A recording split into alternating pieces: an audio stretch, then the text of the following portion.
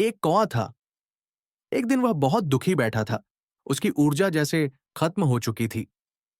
एक साधु वहां से गुजर रहे थे। साधु के गाल पर पानी की कुछ बूंदें गिरीं। उन्होंने ऊपर देखा, कौवा रो रहा था। साधु ने पूछा, रो क्यों रहा है? कौवा बोला, और क्या करूं? यह जीवन दिया तो है, पर मुझे ऐसा रंग दिया, काला। मैं खुश नहीं हूं।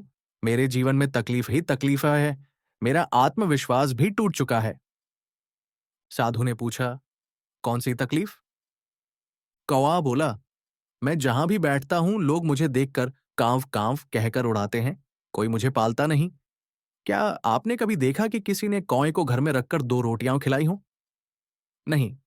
मैं तो सिर्फ श्राद्ध में काम आता हूं, वो भी जूठन खिलाकर। और ऊपर से लोग मेरी तस्वीर भी नहीं खींचते। पानी में मेरा रंग पानी जैसा हो जाता है। फोटो में तो आता ही नहीं हूं। सफेद पृष्ठभूमि में मिल जाता हूं। यह कैसा रंग है? मैं खुश नहीं हूं, बिल्कुल भी नहीं। दोनों साधु और कौवा बाबा के पास पहुंचे। बाबा ने पूछा, क्या तकलीफ है?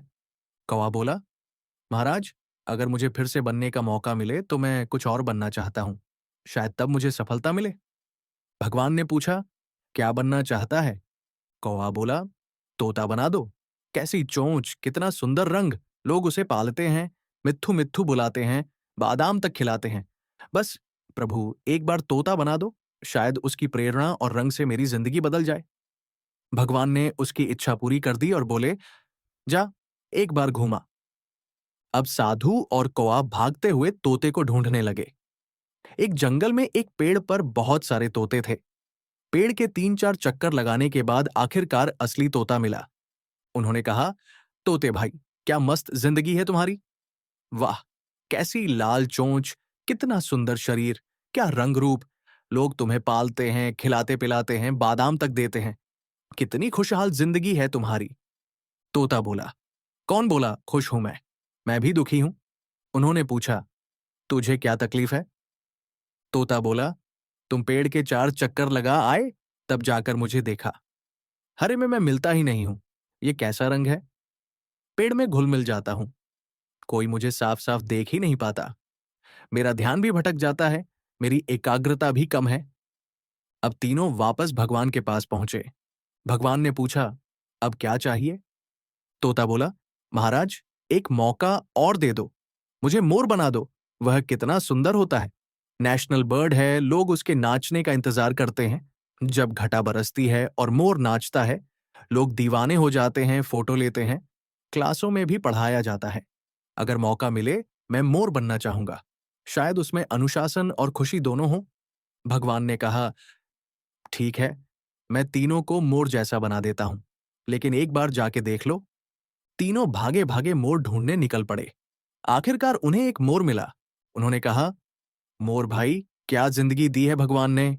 जब तू पंख फैलाता है, लोग इंतजार करते हैं। तू नाचता है, लोग तुझे देखने के लिए घंटों, कभी कभी 2-2 दिन इंतजार करते हैं। नेशनल बर्ड है तू। तुझ जैसा बनना तो सौभाग्य है। तू बहुत खुश होगा। मोर बोला, कौन बोला खुश हूं मैं? उन्होंने पूछा, तुझे भी तकलीफ है? मोर बोला, बहुत बड़ी तकलीफ। ध्यान से सुनो। उन्होंने कान लगाकर सुना। दूर से आवाज आ रही थी। मोर बोला, वह शिकारी है। अभी एक एक पंख नोच कर ले जाएगा। मेरे जैसे मोरों को मारकर उनके पंख पूरे देश में बेचे जाते हैं।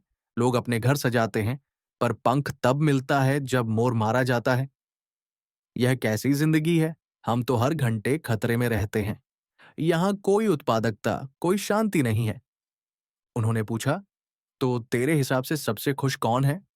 मोर ने कौए की ओर इशारा करते हुए कहा, तू। कौवा चौंक गया। मैं कैसे? मोर बोला, न तुझे कोई मारेगा, न तुझे कोई पकड़कर पंख नोचेगा, न तेरी जान को खतरा। तुझे कोई तकलीफ नहीं देता और तू किसी को तकलीफा नहीं देता। तू बिल्कुल आजाद है, मस्त जीता है। हमें तो अगले घंटे का भी भरोसा नहीं। तू सबसे ज्यादा सुरक्षित और खुशहाल है। बस तुझे अपने आत्मविश्वास और प्रेरणा को पहचानना है। और यही सीख है। जिस रूप में हो, जैसे हो, अपनी तुलना किसी से मत करो। तुलना इंसान की सबसे बड़ी तकलीफ है। आप अपने आप में अनोखे हैं। यही असली सफलता है, यही ऊर्जा है।